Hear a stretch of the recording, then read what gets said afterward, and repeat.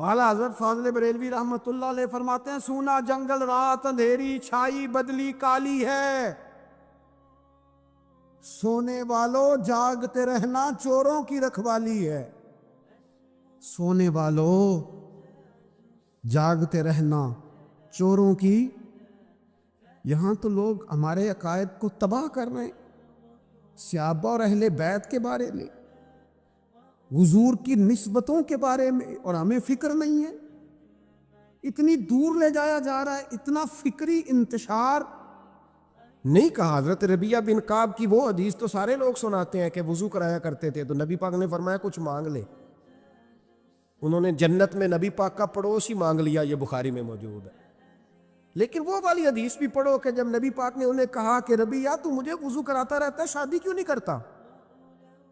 حضور نے نہیں فرمایا کہ اس کا ذاتی معاملہ ہے، میں شادی کراؤں گا، میں اس کام میں کیوں آؤں گا، شادی کیوں نہیں کرتا؟ اس کی حضور کوئی کاروبار نہیں، کوئی معاملہ نہیں، کوئی رنگ روپ نہیں، اور آپ کی خدمت سے بھی رک جاؤں گا۔ کہتے ہیں حضور خاموش ہو گئے۔ اگلے دن پھر پوچھا نکاح کیوں نہیں کرتے؟ میں نے کہا حضور نہ کاروبار ہے، نہ گھر ہے، نہ مکان ہے، نہ رنگ روپ ہے، کون رشتہ دے گا؟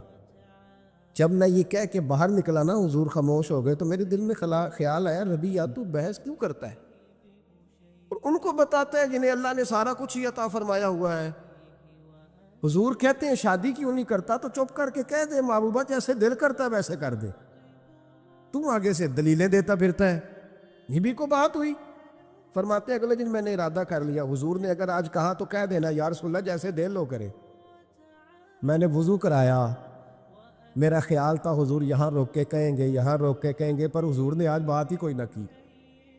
میں دیر تک سوچتا رہا یہاں کہیں گے، یہاں کہیں گے، پر آج حضور نے بات ہی نہ کی۔ میں پچھتا رہا تھا کہ 2 دن موقع ملا، میں نے ضائع کر دیا۔ فرماتے ہیں وضو پورا کرا کے جب میں باہر نکلا، دروازے تک پہنچا تو محبوب نے آواز دی، بات سن۔ میں ٹھہر گیا، فرمایا شادی کیوں نہیں کرتے؟ کہتے ہیں میرا تو دل پھولوں کی طرح کھل اٹھا۔ میں نے کہا یا رسول اللہ جیسے دل کرتا ہے کرا دے۔ نبی پاک علیہ الصلوۃ والسلام نے فرمایا فلاں قبیلے کے سردار کے پاس جا، اسے کہا اپنی بیٹی کا نکاح تیرے ساتھ کر۔ کہتے میں گیا، تھوڑی دیر کے لیے توقف کیا انہوں نے، لیکن پھر وہ راضی ہو گئے۔ میں واپس آیا، سنو یہ جی اس کا ذاتی معاملہ ہے، لیکن نبی پاک نے دیکھا کہ اس کو ضرورت ہے میری، اس کا نکاح نہیں ہو رہا، گھر نہیں آباد ہو رہا، تو حضور نے پورا کردار ادا کیا۔ میرے محبوب کریم علیہ الصلوۃ والسلام نے حضرت حارثہ بن نعمان کو بلایا، فرمایا تیرا ایک مکان خالی ہے؟ کہ یا رسول اللہ ہاں۔ فرمایا یہ میرے ربیہ کو دے دے، اس میں رہا کرے گا، دلہن کو لائے گا۔ حضرت بریدہ اسلمی کو بلایا، فرمایا ایک کھجور کی گٹھلی کے برابر سونا چاہیے۔ یا رسول اللہ کس لیے؟ فرمایا میرے اس غلام نے اپنی بیوی کو حق مہر دینا ہے۔ حضرت سیدنا عثمان غنی کو بلایا، تیسرے صحابی، فرمایا ایک مینڈے کا بندوبست تو نے کر کے دینا ہے۔ حضور کس لیے؟ فرمایا میں نے اپنے غلام کا ولیمہ کرنا ہے، بکرے کا بندوبست کر۔ ساری تیاریاں کر کے دیں۔ حضرت ربیہ کہتے ہیں جب میں دلہن بیاہ کے گھر لایا تو میرے دوست یار رشتہ دار مبارک دینے آئے، کہنے لگے تیری کیا بات ہے، شادی بھی اعلیٰ خاندان، ولیمہ بھی، اور کھجور کی گٹھلی کے برابر حق مہر بھی۔ تو حضرت ربیہ رو پڑے، فرمانے لگے میں تو کالا کلوٹا حبشی غلام تھا، سلام بھی کوئی نہیں لیتا تھا، مجھے مبارک نہ دو، میرے مصطفیٰ پہ درود و سلام پڑھو۔ یہ سارا حضور کا کرم ہے۔ کہتے ہیں اس کا ذاتی معاملہ ہے، بھئی سارا دن تیرے ساتھ رہتا ہے، اٹھتا بیٹھتا ہے، تیری نوکری کرتا ہے، تو نے کبھی پلٹ کے دیکھا ہی نہیں، تو نے کبھی اشک شوئی نہیں کی، تو نے اتنا ٹائم ہی نہیں دیا کہ تیرے کندھے پہ سر رکھ کے رو سکے، تیری توجہ ہی نہیں۔ نبی رحمت علیہ السلام دائیں بائیں والوں، آگے پیچھے والوں کا خیال رکھتے، جہاں جس کو ضرورت ہوتی حضور اس کی ضرورت میں پہنچتے، اشک شوئی کرتے، نبی پاک پیار کرتے۔ کہتے ہیں اس کا ذاتی معاملہ ہے، میں کیا کروں؟ سنو حضرت جابر بن عبداللہ رضی اللہ تعالیٰ عنہ کے جو والد تھے نا حضرت عبداللہ بن عمر رضی اللہ تعالیٰ عنہ، وہ اعلیٰ ترین احد کے شہید ہیں کہ نبی پاک فرماتے ہیں رب کریم نے خود ان سے گفتگو فرمائی ہے، خود ان سے گفتگو کی اللہ تبارک و تعالیٰ نے۔ حضرت جابر بن عبداللہ کے والد عبداللہ بن عمر احد میں شہید ہو گئے، 6 یا 10 مہینے تھی ان کی، قرضے چڑھ گئے، کاروبار میں نقصان ہو گیا۔ ضروری نہیں کہ کوئی آدمی دھوکے باز ہی ہو تو وہ مقروض ہوتا ہے، یہ ضروری نہیں۔ تلک الایام نداولھا بین الناس، اللہ لوگوں کے دن پھیرتا ہے، حالات تبدیل کرتا ہے۔ اب صحابی پہ کچھ شک کر سکتا ہے؟ لیکن حضرت جابر کہتے ہیں اتنا قرضہ چڑھ گیا کہ ایک ایک بال میرا قرضے میں ڈوب گیا۔ قرضے بڑے دینے تھے، مقروض آتے، تنگ کرتے۔ خود نبی کریم علیہ السلام نے فرمایا ہے کہ جو مقروض ہوتا ہے وہ قیدی ہوتا ہے، جب تک قرض دے نہیں لیتا اتنی دیر تک وہ آزاد نہیں ہوتا۔ حضرت جابر ابن عبداللہ کہتے ہیں میرے باغ میں کھجوریں پکی تھی، یہ بخاری میں بھی ہے، کنز العمال میں بھی ہے، ابن کثیر میں بھی ہے، امام حلبی نے سیرت حلبیہ میں بھی لکھا ہے، بیسیوں درجنوں کتابوں میں آپ کو روایت ملے۔ فرمانے لگے کھجوریں جب میری پک کے تیار ہو رہی تھی تو مقروض جب پیسے لینے آتے تو میں کہتا قرضے یہ کھجوریں پکتی ہیں تو دیتا ہوں۔ یہ ہم پنجاب کے لوگ کیا کہا کرتے تھے، ہاڑی سونی جی، یہاں چاول کی فصل پہ، یہاں گندم کے، ہم نے تو کپڑے لیے ہوتے تھے ادھار دکانوں سے کہ فصل پکتی ہے تو پھر دے دیتے ہیں، کہ کھجوریں پکتی ہیں تو دیتا ہوں۔ فرماتے پتہ مجھے بھی تھا کھجوریں زیادہ تھوڑی ہیں اور جن کے پیسے دینے ہیں وہ پیسے، فرماتے ہیں کھجوریں پک گئی، اتاری تو یہ تو 11 گنا بھی اور ہو تب بھی قرضہ نہیں اترتا۔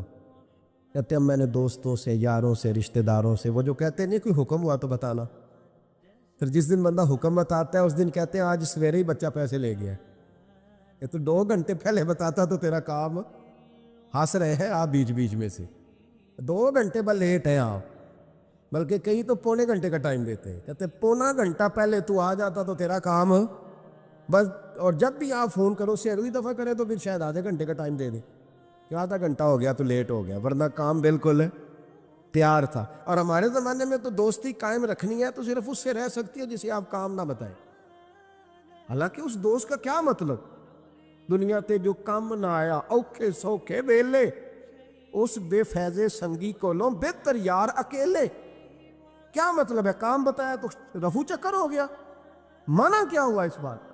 میرے رسول کائنات علیہ السلام کے صحابی کہتے ہیں سب سے کہا پر کسی نے نہ سنی، جب میں تھک گیا نا تو میں دروازہ رسول پہ چلا گیا، یا رسول اللہ، یا رسول اللہ، یا رسول اللہ، حضور قرضے زیادہ ہیں، کھجوریں کم ہیں، یہودیوں کے پیسے ہیں وہ مانتے نہیں، نبی پاک نے فرمایا ان سے کہو تھوڑے تھوڑے لے لیں باقی پھر دے، حضور نہیں مانتے۔ حضور کہہ سکتے تھے سلمان جاؤ بات کر کے آؤ، جاؤ بلال، صہیب جاؤ، کون جاتا ہے مقروضوں کی سفارش کرنے؟ کہتا ہے بھائی میں نہیں بیچ میں آؤں گا، اتنے پیسے اوہ ہو، میں اپنے موبائل فون بند کر جاتے، کوئی پوچھے نہ۔ لیکن نبی کریم علیہ السلام نے فرمایا سنو، خود رسول پاک، خود نبی پاک نے، حضور نے فرمایا چل میں تیرے ساتھ چلتا ہوں، چل میں تیرے ساتھ چلتا ہوں، مقروض کے ساتھ، امیر کے ساتھ نہیں، اس کے ساتھ نہیں جس نے پیسے لینے ہیں، بلکہ حضور مقروض کے ساتھ، گرے ہوئے کے ساتھ چلے، چل میں چلتا ہوں۔ یہودی تک گئے، فرمایا کچھ لے لے، یہ بیچارہ دھوکے باز نہیں الجھ گیا ہے، غربت، کچھ لے لے باقی پھر دے دیں گے۔ کہنے لگا سارے ہی لینے ہیں۔ جب اس نے بات نہ مانی تو پھر یہ اللہ کے رسول ہے نا۔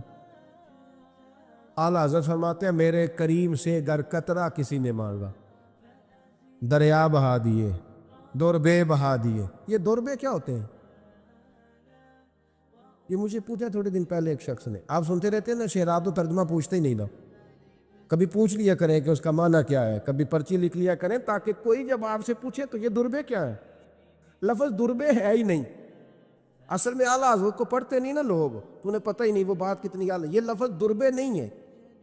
اعلیٰ حضرت کہتے ہیں میرے قریب سے گر قطرہ کسی نے مانگا، دریا بہا دیے ہیں، دور بے بہا دیے۔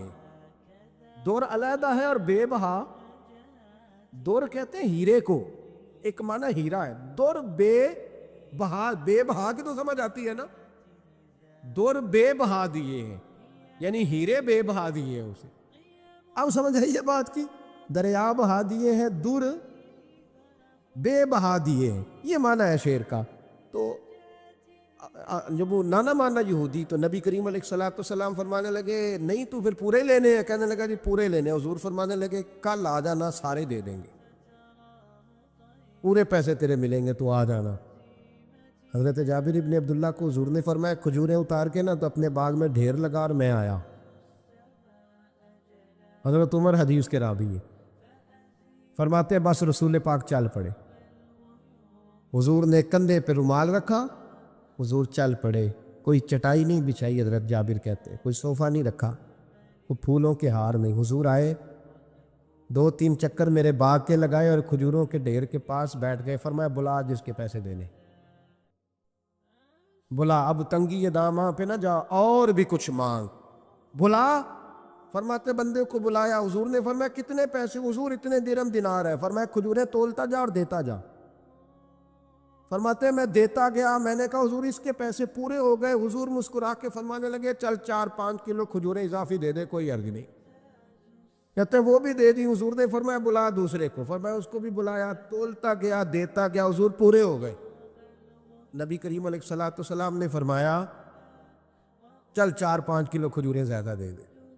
کہتے قرضے بھی دے دیے، 5-5 کلو کھجوریں بھی زیادہ دے دی۔ محبوب اٹھے، کچی زمین پہ بیٹھے تھے، حضور نے لباس مبارک کو جھاڑا، رومال کندھے پہ رکھا، فرمایا میں مسجد جا رہا ہوں، وہاں آ کے مجھے خبر دینا، وہاں آ کے مجھے بتلانا کہ جب میں آیا تھا تب کھجوریں زیادہ تھی کہ جب واپس گیا ہوں تب زیادہ ہے۔ وہاں مجھے آ کے اطلاع دینی ہے، بتانا ہے مجھے، وہاں آ کے میں جا رہا ہوں، مجھے بتانا ذرا وہاں آ کے۔ حضرت جابر ابن عبداللہ کہتے ہیں میں نے کھجوریں تولی، میں تھک گیا، میں تھک گیا۔ ڈھیر تو چھوٹا تھا پر وزن ہی بڑا نکلا۔ کہتے ہیں میں تھک گیا، جتنی دی تھی نا اس سے زیادہ تول کے باقی پڑی رہنے دی۔ میں مسجد میں گیا، ذرا لفظ سننا حدیث کے، کہتے ہیں مسجد میں گیا، جا کے عرض کی یا رسول اللہ میں تول آیا ہوں، جب آپ آئے تھے تھوڑی تھی اور جب واپس آئے ہیں تو کئی گنا بڑھ گئی ہیں۔ حضور نے پتہ کیا فرمایا؟ فرمایا یہ بات نا جو تو نے مجھے بتائی ہے، یہ بات ذرا میرے عمر فاروق کو بھی بتا، عمر بڑا راضی ہوگا، عمر کو بھی بتلا یہ بات۔ گویا نبی پاک کے معجزات کی، فضائل کی، شمائل کی باتیں جب بتائی جاتی تھیں صحابہ کے دل ٹھنڈے ہوتے۔ عمر کو بھی بتا، عمر راضی ہوں گے۔ جناب جابر ابن عبداللہ رضی اللہ تعالیٰ عنہ فرماتے ہیں میں حضرت عمر کے پاس گیا، میں نے کہا عمر میری یہ رائے تھی کہ جتنی میری کھجوریں ہیں 11 گنا اور بھی اتنی ہو تو پھر بھی قرضہ نہیں اترتا، لیکن سارے قرضے بھی اترے، 5-5 کلو کھجوریں بھی زیادہ دے دی اور پہلے سے زیادہ کھجوریں پڑی ہیں۔ تو کہتے ہیں حضرت عمر کی آنکھیں روشن ہو گئی، چہرہ مسکرانے لگا، کہنے لگا تو اب بتا رہا ہے نا، اب واپس آ کے رزلٹ سنا رہا ہے، تو صحابہ سے پوچھ لے جب نبی کریم گئے تھے تو میں نے اسی وقت کہا تھا، حضور کے جاتے ہی میں نے کہا تھا اب دیکھنا رب کریم جابر بن عبداللہ پر ساری ہی رحمت نازل فرما دے، اللہ ہر قسم کا کرم فرمائے گا، خیر ہی خیر ہو جائے گی، دیکھ لے میں نے پہلے بتلا دیا۔ میرے نبی پاک سلام چھوٹی چھوٹی باتوں کا خیال رکھ، چھوٹی چھوٹی چیزوں پر توجہ دیتے، خیال کرتے کس کو کس وقت کس چیز کی کہاں حاجت ہے، اس کی وہ حاجت پوری کی جاتی، اس کا دھیان رکھا جاتا۔ حضرت جابر خود فرماتے، یہ مسلم کے لفظ ہے، فرماتے ایک دفعہ میں حضور کے ساتھ جہاد پہ گیا تھا، میرا اونٹ کمزور تھا، میں پیچھے رہ گیا۔ ہمارے یہاں شرط لگتی ہے نا، اللہ تعالیٰ خیر فرمائے، ایک بھائی گاڑی خریدتا ہے پھر دوسرا چاہے زیور بیچے اس نے بھی خریدنی ہوتی ہے، ورنہ گھر میں گھسنے کی اجازت نہیں ملتی، بہت سارے خرچے۔ یہ جو جوائنٹ فیملی سسٹم ہے نا، اکٹھے جو ہاں بھائی رہتے ہیں 3 4 5 6، اس کے بہت سارے خرچے ضد کی وجہ سے بڑھ جاتے ہیں، اس نے کیا ہے تو لہذا میں نے بھی، ہوتا ہے نا جی ایسے، تو پھر اس ضد میں کوئی پیچھے پلٹ کے نہیں دیکھتا کہ چلو جو پیچھے رہ گیا اس کا بھی ہاتھ پکڑے ساتھ آ جائے، دوڑتے رہتے، اس میں بیچارے کئی تھک جاتے ہیں، کئیوں کے پیر دوڑ دوڑ کے سوج جاتے ہیں، بڑے مسئلے بنتے ہیں، لیکن پیچھے پلٹنے کو کوئی تیار ہے؟ اس دوڑ نے ہمیں تھکا کے رکھ دیا۔ مسلم میں ہے، جناب جابر ابن عبداللہ کہتے ہیں حضور کے ساتھ میں جہاد پہ گیا، واپس آ رہا تھا، میرا اونٹ کمزور تھا، بوڑھا تھا، بیمار تھا، سب لوگ آگے گزر گئے، میں پیچھے رہ گیا، کچھ میں پریشان رہتا تھا غربت سے، تو میں مایوس بھی تھا، ذرا پیچھے رہ گیا، پریشان تھا۔ فرماتے ہیں نبی پاک نے نا 2-3 دفعہ پلٹ پلٹ کے دیکھا، ادھر دیکھو، میں نے اپنی زندگی میں بڑے لوگ دیکھے ہیں، وہ امیروں میں چلے گئے، پیچھے پلٹ کے انہوں نے غریبوں کو کبھی نہیں دیکھا کہ وہ ایک دوست ہوتا تھا ہمارا جو ماڑا ہے، غریب ہے، پلٹ کے نہیں دیکھا۔ کہتے ہیں نبی کریم علیہ الصلاۃ والسلام نا آگے گئے، سب سے آگے۔ حضور نے 2 4 5 دفعہ نا پیچھے پلٹ کے دیکھا۔ جابر ابن عبداللہ کہتے ہیں جب میں نظر نہ آیا تو میرے محبوب کا انداز کریمانہ دیکھیں، حضور اعلانیہ فرمانے لگے، بھئی مجھے جابر نہیں نظر آ رہا۔ بے خبر ہو جو غلاموں سے، واقعہ کیا ہے؟ واقعہ کیا ہے؟ یہاں ہمارے استاد جب یہ حدیث پڑھا رہے تھے نا، یہ حدیث پڑھا رہے تھے تو اچانک رونے لگ گئے۔ میں نے کہا حضور کیا ہوا، رو کیوں پڑے؟ تو کہنے لگے یار سوچتا ہوں جو محبوب جہاد سے واپسی پر اپنے غلاموں کو نہیں بھولے، وہ میدان محشر میں کیسے بھول جائے؟ وہ وہاں بھی پوچھیں گے فلانا کدھر گیا، فلانا کدھر گیا، ایک ایک کا نام لیں گے۔ حضور نام لیں گے ہماری موج بن جائے گی۔ نبی کریم نے پلٹ کر کے دیکھا، جابر نہیں نظر آ رہے۔ حضور ان کا اونٹ کمزور ہے، پیچھے رہ گئے۔ حضور نے یہ نہیں فرمایا کہ ذرا آہستہ کرو ساتھ، یہ نہیں فرمایا، بلکہ نبی پاک نے فرمایا تم چلو۔ قافلہ چلتا رہا، حضور نے گھوڑا پیچھے کی طرف موڑا، سب سے پیچھے آئے۔ جناب جابر کہتے ہیں پیچھے میرے پاس۔ اس حکمت کو آپ سمجھیں، حدیث کے لفظوں پر آپ غور کریں۔ ایک کہہ کے کہنا ذرا اس کو میرے پاس لاؤ، یہ بات اور ہے، ذرا آہستہ ہو جا، وہ بھی ساتھ مل جائے۔ لیکن یہ معنی اور ہے کہ غریب جہاں بیٹھا ہے اس کے پاس خود چل کے جانا۔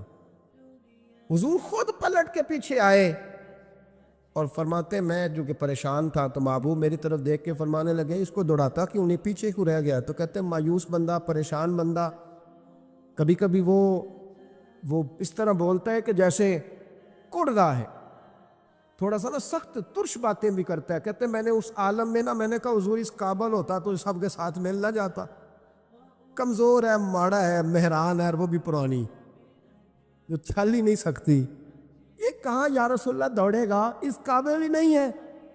حضور اس قابل ہوتا تو قافلے کے ساتھ نہ ہوتا۔ کہتے ہیں حضور نے میری طرف توجہ فرمائی، میں باتیں کر رہا تھا اپنے اندر کی پریشانی کی تو حضور مسکراتے جا رہے۔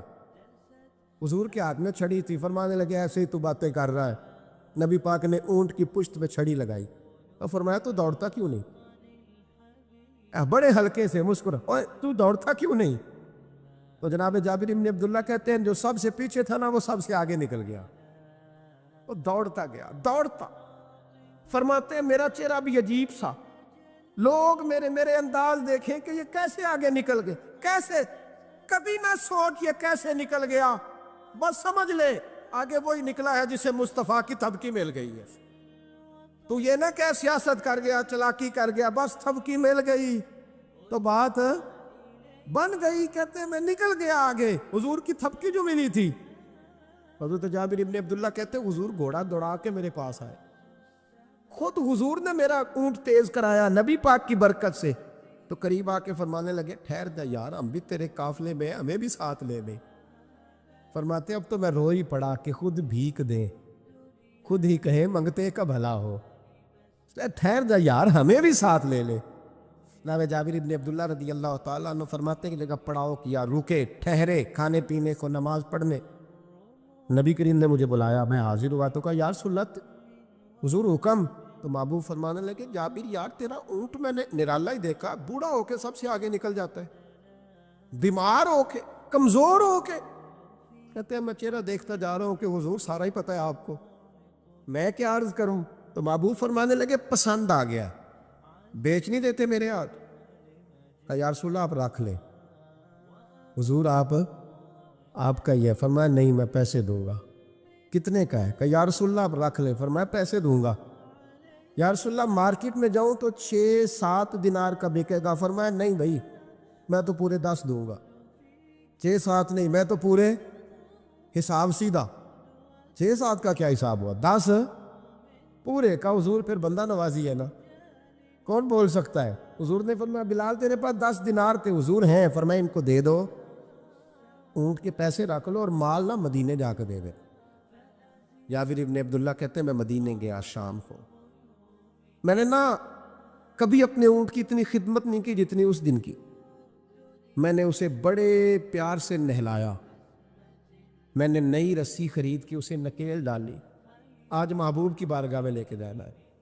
کہتے ہیں تیاری کر کے نا، تیاری پوری تیاری کر کے، تن تندور ہڈاں دا بالن تے اسی ہاواں نال تپایا، کپ کپ مکیاں پیڑے کیتے، عشق پلیتھن لایا، تن دا سالن تے من دی ہانڈی، اتو نون صبر دا پایا، غلام فریدا وے میں ساری تیری، تینوں اجے یقین نہیں آیا۔ کہتے ہیں اسے بڑے پریم سے، بڑی محبت سے سجا کے، سوار کے، نکھار کے، تیار کر کے میں نبی کریم کی بارگاہ میں لے کے گیا۔ ظہر کی نماز پڑھ کے حضور نکلے، میری طرف دیکھا، میں نے کہا حضور پیسے لے لیے تھے، یہ آپ کا سامان ہے، مال ہے؟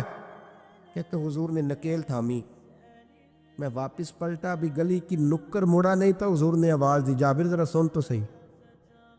کہتے میں واپس آیا ہوں تو حضور مجھ سے باتیں کرنے لگے، فرمانے لگے یہ میرا اونٹ ہے، اسے کمزور اور بوڑھا نہ سمجھنا، کبھی جانوروں میں دوڑا کے دیکھنا، سب سے آگے نکل جاتا۔ اور کریم محبوب فرمانے لگے 6-7 دینار کا نہ سمجھنا، میں نے پورے 10 دینار کا خریدا۔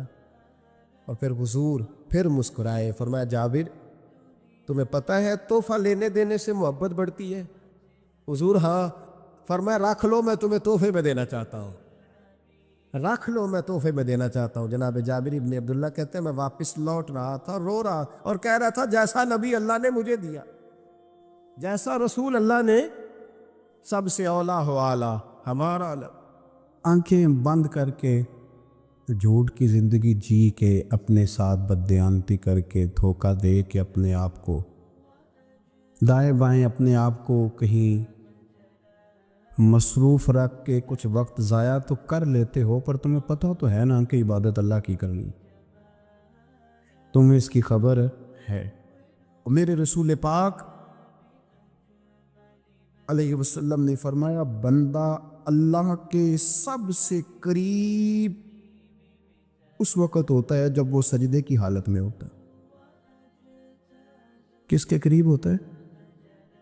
اللہ کے سب سے قریب ہوتا ہے، وہ بڑا نیڑے ہے رب کے، بڑا قریب ہے، اس لیے کہ وہ حالت سجدہ میں، وہ جب سجدے کرتا ہے نا، اس کی بارگاہ میں جب جھک جاتا ہے۔ آپ ذرا سجدے کی کیفیت دیکھیں نا، زبان بھی یہاں ہے، آنکھ بھی یہاں ہے، کان بھی، عقل بھی ساری، اس نے سارا کچھ رکھ دیا سجدے۔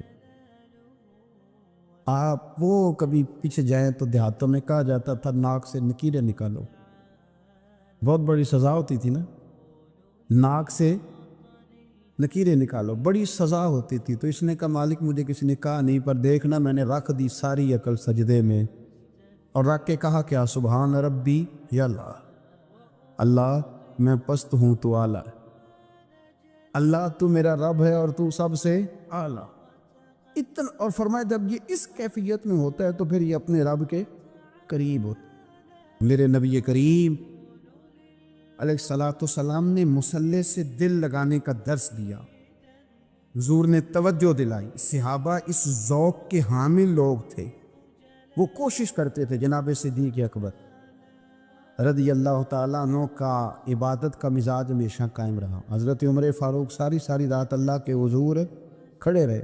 حضرت عثمان غنی رضی اللہ تعالیٰ عنہ عشاء کی نماز پڑھ کے 2 رکعتوں کی نیت باندھتے تھے، 15 سپارے پہلی رکعت میں پڑھ دیتے اور 15 سپارے قرآن مجید کے دوسری رکعت میں پڑھ دیتے۔ آپ نے نا حضرت عمر فاروق کے وصال کے بعد ان کی ایک بیوہ سے نکاح کیا،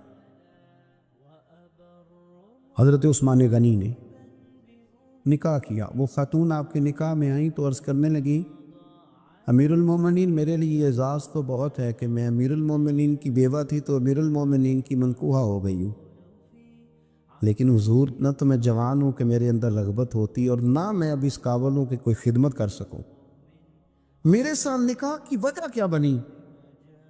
تو عثمان غنی رو پڑے، فرمانے لگے میں نے عمر فاروق کو مسجد میں اپنے رب سے ڈرتے ہوئے دیکھا، میں نے اسے روتے ہوئے دیکھا، عدل کرتے دیکھا، انصاف کرتے دیکھا، امت کی خیر خواہی کرتے دیکھا۔ تمہارے ساتھ نکاح اس لیے کیا ہے کہ تم مجھے یہ بتاؤ کہ عمر فاروق گھر کے اندر اپنے رب کو کیسے راضی کرتے، گھر کے اندر کیسے راضی کرتے تھے، وہ طریقے بتلاؤ، تم بتاتی جانا اور میں بھی اسی طرح گھر میں عبادت کروں۔ جس گھر میں اللہ کا ذکر ہوتا ہے وہ گھر زندوں کا ہے، اور جس گھر میں رب کریم کا ذکر نہیں ہوتا وہ گھر زندوں کا نہیں ہے۔ گھر نا ہم نا کتابوں میں پڑھتے ہیں کہ بزرگ کہتے ہیں، حضرت فضیل بن عیاض کہتے ہیں کہ میں ایک گلی سے گزر رہا تھا تو گھر کے اندر کسی قاری صاحب نے قرآن کی آیت پڑھ دی، وَلِمَنْ خَافَ مَقَامَ رَبِّهِ جَنَّتَانِ۔ میں تو میرے کانوں سے ٹکرائی تو اللہ نے میری کایا ہی پلٹ دی، میں توبہ کر گیا۔ اب گھر کے اندر سے آواز آئے تو صحیح نہ تلاوت کی، پر اندر سے آواز آتی نہیں ہے، ڈیک بجنے کی آواز آتی ہے، یا ٹی وی چلنے کی آواز آتی ہے، یا دھوم مچانے کی آواز آتی ہے۔ عبادت کا وہ جو خاص شوق تھا، وہ جو حسن تھا، وہ جو توانائی، وہ جو بات۔ ایک جگہ پہ ہم بیٹھے تھے تو وہاں ایک صاحب آئے اور انہوں نے آتے ہی کہا کہ مہربانی کریں ذرا مجھے مصلی دے دیں، میرے نہ کچھ نفل رہ گئے۔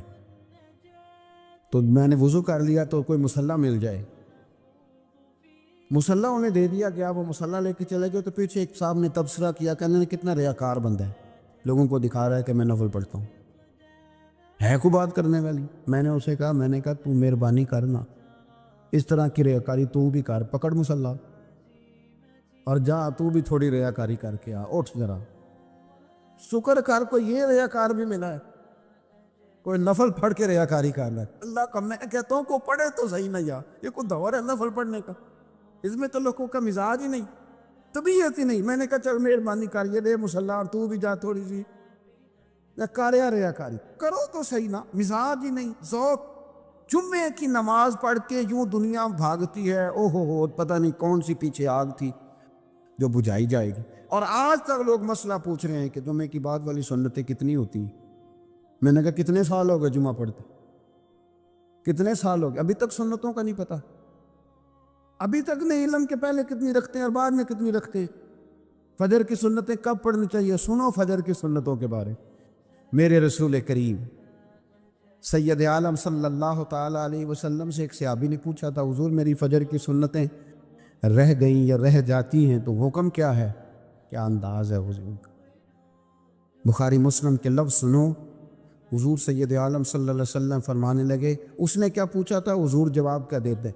فرمایا فجر کی سنتیں کبھی نہ چھوڑنا، فجر کی پہلی 2 سنتیں کبھی نہ چھوڑنا۔ یا رسول اللہ صلی اللہ تعالیٰ علیہ وسلم میری رہ گئی ہیں، رہ جاتی ہیں۔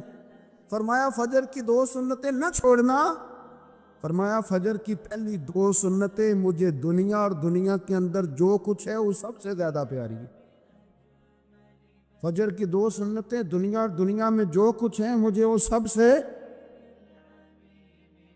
زیادہ پیاری ہے، اس لیے فجر کی سنتیں نہ چھوڑ۔ اپنا ذوق، اپنی طبیعت، ہم نے نا ذوق غلط بنا لیا۔ اگر 20 بندے کہہ بھی دیں گے تو نے بڑی شاندار تلاوت کیا تو کیا اس سے بنے گا؟ 100 بندہ کہہ بھی دے تیری کیا بات ہے، کیا بات ہے نعت خاں کی، کیا بات ہے علامہ صاحب کی، پیر صاحب، پیر مہر علی شاہ صاحب رحمۃ اللہ علیہ۔ آپ تشریف فرماتے تو آپ کے ایک ہی بیٹے بابو جی جن کو کہا جاتا ہے، جس دن صاحبزادے پیدا ہوئے تو خادم نہ وہاں سے نکلا۔ ان لوگوں کے شوق اور طرح کے تھے نا، تو ان کی توجہ بھی اپنے شوق کی طرف رہتی۔ تو خادم نکلا اندر سے، پیر صاحب مبارک ہو، پیر صاحب مبارک ہو، پیر صاحب مبارک ہو، پیر صاحب مبارک ہو، شور کر رہا ہے۔ تو پیر صاحب کو وجد ہو گیا، اللہ اکبر، اللہ اکبر، اللہ، کیا ہوا؟ کس کی مبارک دے رہے ہو؟ اس کی حضور اللہ نے بیٹا دیے۔ تو آپ فرمانے لگے اچھا حضور آپ کیا ہوا، آپ تو پریشان ہو گئے۔ فرمانے لگے جب تو نے 3 دفعہ کہا نا مہر علی کو مبارک ہو تو میں سمجھا تھا شاید تجھے کسی نے بتا دیا ہے کہ مہر علی سے اللہ راضی ہو۔ میں سمجھا تھا کہ شاید تو یہ خبر لے کے آیا ہے کہ کسی نے بتایا ہے کہ مجھے آج خبر ملی ہے کہ مہر علی سے رب اچھا پتر ہوا ہے، الحمدللہ اللہ کا شکر ہے۔ پر میرے لیے مبارک کا دن وہ ہوگا جب میرا رب کہے گا کہ میں مہر علی سے راضی، میرے محبوب کہیں گے کہ میں مہر علی سے۔ آپ بات کو سمجھے، شوق ہی کسی اور طرف تھا، دل ہی کہیں اور لگا ہوا تھا، طبیعت ہی کہیں اور مائل تھی۔ کوئی وظیفہ پوچھتے تھے تو پڑھتے تھے وہ لوگ، کچھ اللہ اللہ انہیں بتائی جاتی تھی تو کرنے کا ذوق رکھتے تھے، طبیعت تھی، قائل تھے۔ حضرت ربیع کہتے ہیں میں بڑی دور سے سفر کر کے گیا حضرت اویس کرنی سے ملنی، بڑی دور سے، اور جب میں پہنچا تو فجر کا وقت تھا، تو حضرت اویس کرنی کو میں نے پا لیا، تو وہ نماز پڑھ کے نا قرآن شریف لے کے بیٹھ گئے۔ فرماتے ہیں اشراق چاشت کا وقت ہوا تو نفلوں کی نیت باندھ لی۔ محدث ابن الجوزی نے لکھا ہے، فرماتے ہیں پھر جب زوال کا وقت ہوا تو مسجد میں جھاڑو دینے لگ گئے۔ ظہر کی نماز پڑھ کے تو عصر کی تیاری تک وہ مسجد میں بیٹھے رہے، اور میرے نبی پاک علیہ السلام نے فرمایا جو نماز کے انتظار میں بیٹھا ہو وہ نماز ہی میں ہے، وہ نماز ہی میں ہے۔ فرمایا میری دنیا، میری امت کی جو رہبانیت ہے نا وہ اتنی ہے کہ نماز کا انتظار کرے، اذان کے بعد نماز کا یہ راہب ہے، یہ اس وقت چھوڑ کے بیٹھے ہیں ذرا۔ فرماتے ہیں عصر تک انہوں نے اللہ اللہ کی، پھر مغرب تک کی، عشاء کی نماز ہوئی تو نماز پڑھی تو وہ تھک گئے۔ اب مجھے وہ فارغ ہوں مصلی چھوڑے تو میں ملاقات کروں نا، کہ آپ حیران نہ ہو کہ اتنی دیر بندہ کیسے اللہ اللہ کر، ہم نے کی نہیں نا اس لیے ہم پریشان ہیں۔ جو عادی ہوتے ہیں وہ کر بھی لیتے ہیں، وہ یہ کام، میری بات کو سمجھ آ رہے ہیں؟ جب جاتے ہو کسی دفتر میں تو 8 گھنٹے کھڑے رہ لیتے ہو نا، مجبوری ہوتی ہے تو کھڑے رہا جا سکتا ہے۔ پاسپورٹ کا دفتر، بولیے امیگریشن کی لائنوں میں، اور میں نے تو ایمبیسیوں میں بندے 12 گھنٹے پہلے جا کے کھڑے دیکھے، رہ لیتے ہیں کھڑے۔ تو اگر ان کاموں کے لیے رہا جاتا ہے تو اللہ رسول کے لیے بھی کھڑے رہا جا سکتا ہے۔ تو فرمانے لگے کہ جب عشاء کی نماز کے بعد آخر انسان تھے، تھک گئے، نیند کا غلبہ ہوا تو تھوڑی ایسے آنکھ بند ہوئی تو کھلی تو رونے لگے۔ حضرت ویسے کر دیا، رو کے کہنے لگے مالک مجھے غافل تو نہ کر، ابھی میں نے کیا بھی کچھ نہیں، دن ختم ہو گیا، کوئی نفل نہیں، کوئی اللہ اللہ نہیں، اللہ مجھے غافل نہ کر، میری مدد فرما۔ فرماتے ہیں جب وہ روئے تو میرے ساتھ جو شخص تھا میں نے کہا اٹھو چلیں، کہنے لگا حضور ملا نہیں، فرمایا جو میں لینے آیا تھا وہ مجھے مل گیا ہے، جو میں ان سے سیکھنے آیا تھا وہ مجھے نصیب ہو گیا، اب اور میں نے کیا لینا، ختم ہو گئی بات، اٹھو چلیں۔ اللہ کے بندوں نے، حضرت ربیعہ بن کعب اسلمی رضی اللہ تعالیٰ عنہ فرماتے ہیں، کہتے ہیں جب بنو قریظہ اور بنو نذیر یہودیوں کے ساتھ حضور علیہ السلام نے جنگ کا اعلان فرمایا تو وہ دشمن ہو گئے، ہمیں خطرہ تھا کہ وہ رات کو کہیں محبوب کو تکلیف نہ دیں، تو کچھ لوگ نا تلواریں لے کے نبی پاک کے دروازے پہ پہرے داری کرتے تھے۔ گن مین رکھنا حرام نہیں، اگر کسی کو واقعی خطرہ ہو تو اس کے لیے سنت بھی ہے۔ حضرت علی المرتضیٰ تلوار لے کے حضور کے گھر کا پہرا دیتے تھے۔ حضرت ربیعہ بن کعب اسلمی رضی اللہ تعالیٰ عنہ فرماتے ہیں کہ رات میری ڈیوٹی تھی کہ میں حضور کے گھر کا پہرا دوں گا، تو فرماتے ہیں میں باہر سن رہا تھا، ساری رات ہی میرے نبی پاک نے اللہ کی تسبیح پڑھی، ساری رات، کبھی تسبیح، کبھی تہلیل، کبھی تحمید، کبھی تکبیر، ساری رات۔ فرماتے ہیں ساری رات حضور پڑھتے رہے اور ساری رات ہی میں سنتا رہا، مجھے اونگ آ گئی، میری آنکھ لگ گئی، حضور ابھی پڑھ رہے تھے، میں تھک کے سو گیا، اور فرماتے ہیں جب میری آنکھ دوبارہ سے کھلی تو میرے کانوں میں پھر کوئی چیز گونجی، تو میں نے کان لگایا تو میرے حبیب ابھی بھی اللہ کو یاد کر رہے۔ ساری رات حضور رب کی عبادت کرتے، اسی لیے تو کہا یا ایھا المزمل قم اللیل الا قلیلا، حبیب ساری رات تو نہ جاگا تھا، تھوڑا آرام بھی کر لیے گا۔ میرے بھائی اپنا مصلی، اپنی عبادات، اپنے وظائف، اللہ اللہ جو آپ نے کسی سے سیکھی ہے اس کو کبھی کمزور نہ ہونے دیں۔ شجرہ شریف جو کسی بزرگ سے آپ لے لیتے ہیں تو کیا رسم ہے کوئی؟ اس پہ کچھ لکھا ہوتا ہے، وہ پڑھنے کے لیے دیا جاتا ہے، اس پہ لکھا ہوتا ہے کہ یہ اللہ اللہ آپ نے کرنی ہے۔ انسان پر اگر کوئی شخص نیکی کر دیتا ہے، احسان کر دیتا ہے، تو انسان اس کے سامنے پھر گردن نہیں اٹھا سکتا، یار یہ میرے مشکل وقت کا دوست ہے، اس نے میرے ساتھ نیکی کی، کبھی بھی گردن نہیں اٹھائے گا، جھکا کے رکھے گا۔ تو اگر عام کوئی نیکی کر دے تو اس کے سامنے انسان کبھی گردن نہیں اٹھاتا، تو جو رب ساری نعمتیں عطا فرمائے، جو کہے کہ تیری تخلیق میں نے کی، تجھ سے پہلوں کو بھی پیدا میں نے کیا، تیرے لیے زمین کا بچھونا بھی میں نے بچھایا، آسمان کی چھت بھی میں نے لگائی، تیرے لیے زمین سے ساری اناج کو، پھل کو، کھیتیوں کو نکالا بھی تیرے لیے۔ اب تو اس طرح کر کہ تو میری عبادت کر، تو میری بارگاہ میں جھک جا۔ بہت سارے نشے لوگوں کو لگے ہوئے ہوتے ہیں، ہر آدمی کوئی نہ کوئی نشہ کرتا ہے، کوئی دولت کا کرتا ہے، کوئی شہرت کا کرتا ہے، کوئی اپنی تعریف کا نشہ کرتا ہے، دو چار لوگوں سے تعریف سن کے مطمئن ہو جاتا ہے۔ ناراض تو نہیں ہو گیا اس جملے سے؟ آپ کرتے ہیں لوگ دولت کا نشہ بھی، یہ جب نقصان ہوتا ہے تو بندے بیمار نہیں ہو جاتے؟ پیسے ڈوب جاتے ہیں تو لوگ بیمار نہیں ہو جاتے؟ تو اس کا مطلب یہ ہوتا ہے کہ نشہ ٹوٹ گیا ہے۔ اب بہک ہوئے ہیں نا تھوڑے سے تو کانپتے ہیں، تڑپتے ہیں، پریشان۔ نشئی اسی طرح ہی کرتا ہے نا، نہیں ملتا تو پریشان ہوتا ہے۔ یہ سارے نشے ہیں، مختلف قسم کا نشہ۔ اب مانتے نہیں اس بات کو، تسلیم نہیں کرتے، کیونکہ تسلیم کرنا بڑا مشکل کام ہے۔ اس کے لیے تو بڑی ساری چیزیں جو ہے وہ دبوچ کے اور بڑی سارے رستے پھلانگ کے آنا پڑتا ہے، تو بڑا مشکل ہے ماننا، ورنہ کرتے ہیں ہم، ہمارا مزاج ہے۔ یہ گھومنے پھرنے کا، دنیا دیکھنے کا بھی ایک نشہ ہے، یہ بہت ساری باتیں کرنے کا بھی ایک نشہ ہے، گپ شپ کا بھی ایک نشہ ہے۔ دو چار لوگوں کی جب تک پگڑیاں نہ کھول لیں، بعض لوگوں کو نیند نہیں آتی۔ یہ غیبت کا، چغلی کا، بددیانتی کا، یہ بھی ایک نشہ ہے۔